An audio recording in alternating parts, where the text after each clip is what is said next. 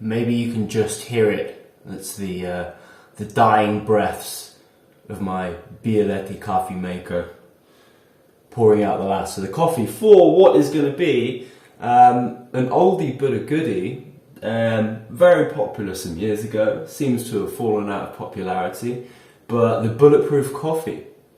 I don't really like the name Bulletproof coffee, first of all because it's a weird marketing thing, and we can just be frank about it and just call it a coffee full of fat, right? So you're going to drink fat.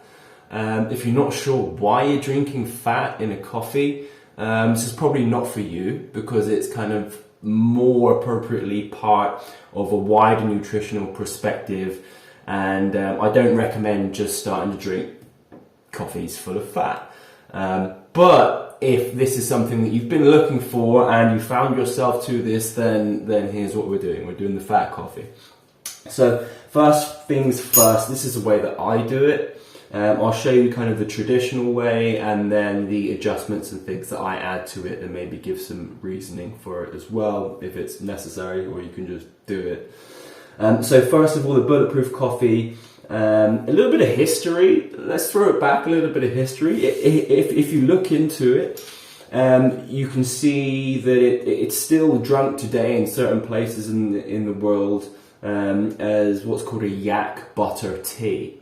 So it's made in more of a tea form and butter from a yak. It's I believe it's more common with nomadic tribes and things like this. A yak butter tea. If you were going to go back further, then again with nomadic tribes, there are these let's say stories, but I believe it's historically accurate, of bleeding a horse, or perhaps a cow as well, but I think it's a horse, bleeding a horse and taking the warm blood, mixing it with warm milk fresh from the cow, and drinking this as well. I'm sure there's probably kind of ritualistic things connected with this. The only thing ritualistic about this is that I will personally have a Bulletproof coffee or a fat coffee if, for example, I've got a hell of a lot of stuff to do in the morning, in the first half of the day, and I think that I won't have time to eat until about like the afternoon, 2 or 3 o'clock. This Bulletproof coffee, it's fat coffee, sorry, will take me all the way through, no energy drops whatsoever, no loss in focus or anything like this, and works absolutely perfectly.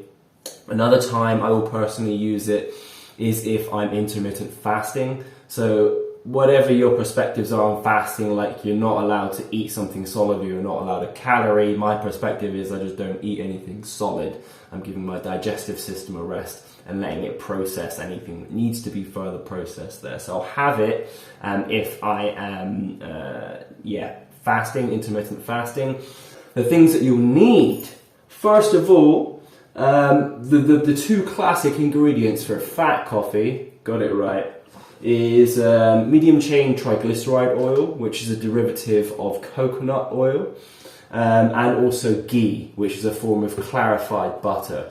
Now, because you're drinking this stuff, just like I would recommend with any type of dietary habit that you have, which basically means it's something you do seemingly frequently, make it the highest quality you can get, which basically means this ghee is grass-fed and organic ghee. It's from grass-fed cows, and I would strongly recommend getting grass-fed butter, grass-fed ghee, if you're making this. And if you did want to make that yourself, you can find it easily online, but basically just buy normal organic grass-fed butter, and just put it in a saucepan, and you just set it to boil. It starts boiling, you keep letting it boil down, boil down, boil down, boil down, until it gets kind of these little brown bits on the bottom, and then by that time a lot of the water is boiled out. You might want to look at some better instruction online for that specifically, but that's the basic process. Just to let you know that's all it is, it's boiled down butter.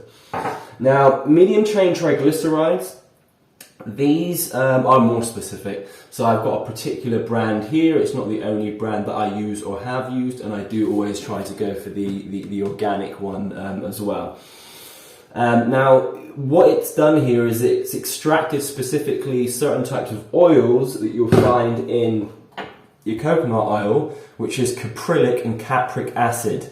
You could, and I have in the past, of the many things in the past, you could use coconut oil, and I've even seen this done in restaurants that are serving a bulletproof coffee. They use coconut oil and they put it in the coffee.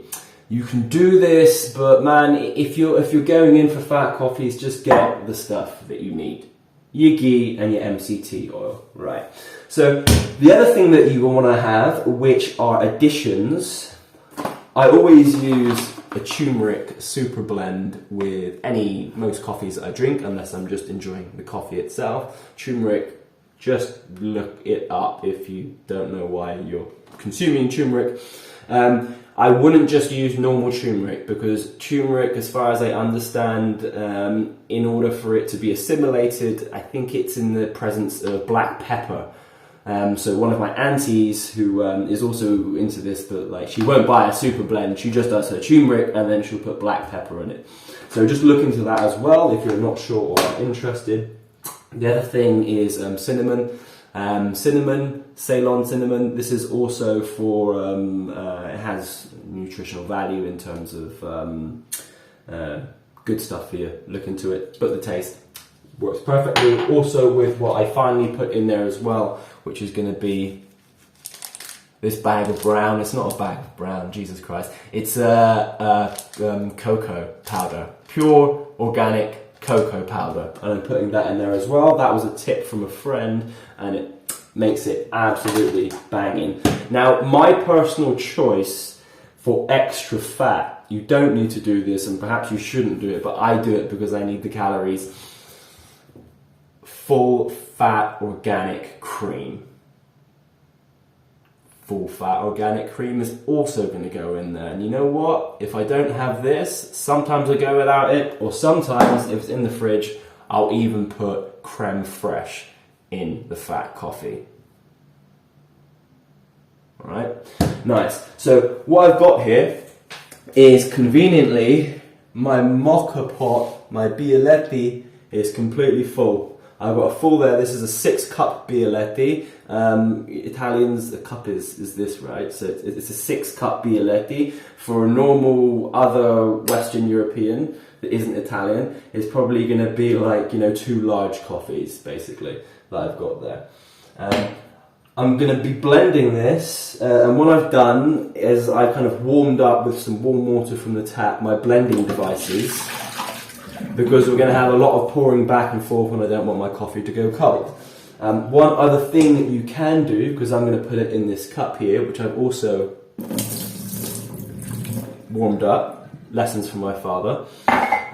You could also, if you're on the road or you want to, just keep it by you, I keep it by me when I'm working, just throw it into a small pink thermos flask. It's important that it's pink, okay? Cool. So the amounts that we're going to use are very, very simple.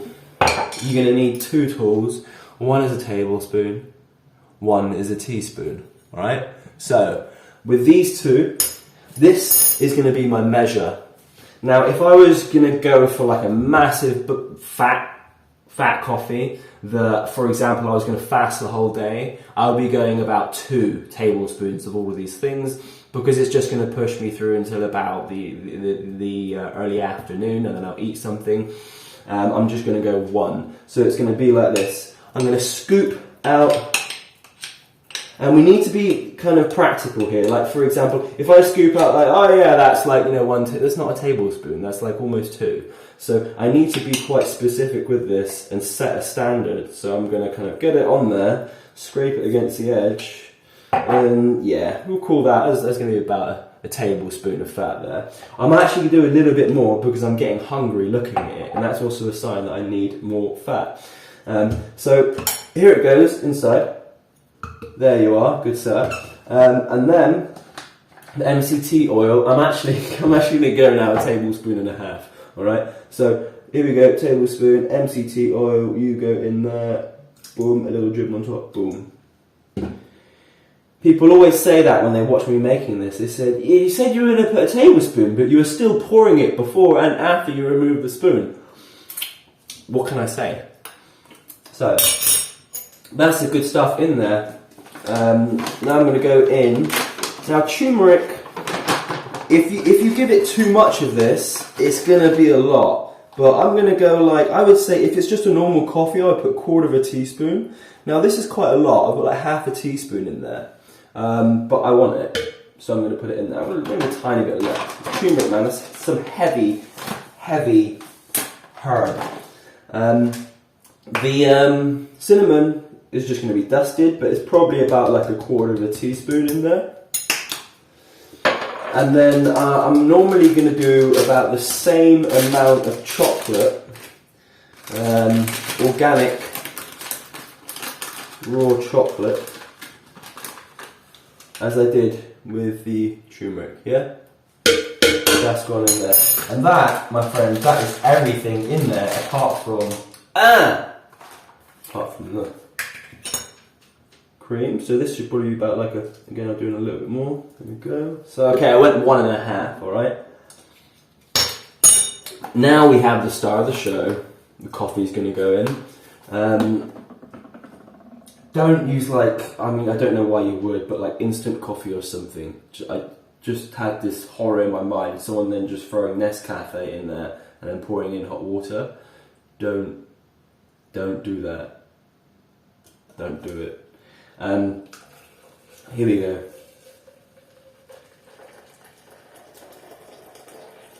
A smile on my face already. I'm getting so excited.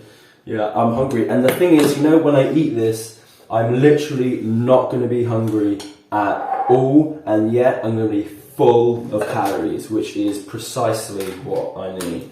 So be careful, alright? I know how this works. I've seen, for example, my partner just stick it in, turn it on, and it just goes up. You can use a different blender if you like, but I know how this works. Now watch what's going to happen here. Here's what it looks like right now. There's just a bunch of weird fat stuff in the coffee. It looks disgusting. Wait. Here we go.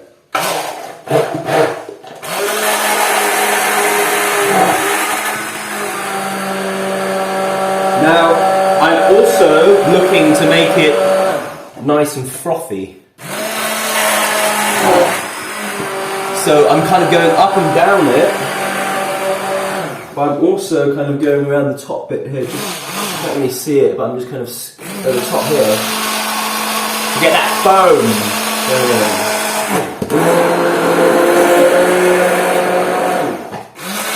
Right, we're almost there. So you can notice it in the process, it's losing a lot of heat, right? So if I put it in a cold thing already, and I put it now in a cold cup, my coffee is going to be cold. But thankfully, and who would have thought that I have exactly the right size cup for that fat coffee. Ladies and gentlemen, that is the fattest coffee that you're going to get in your belly. Enjoy.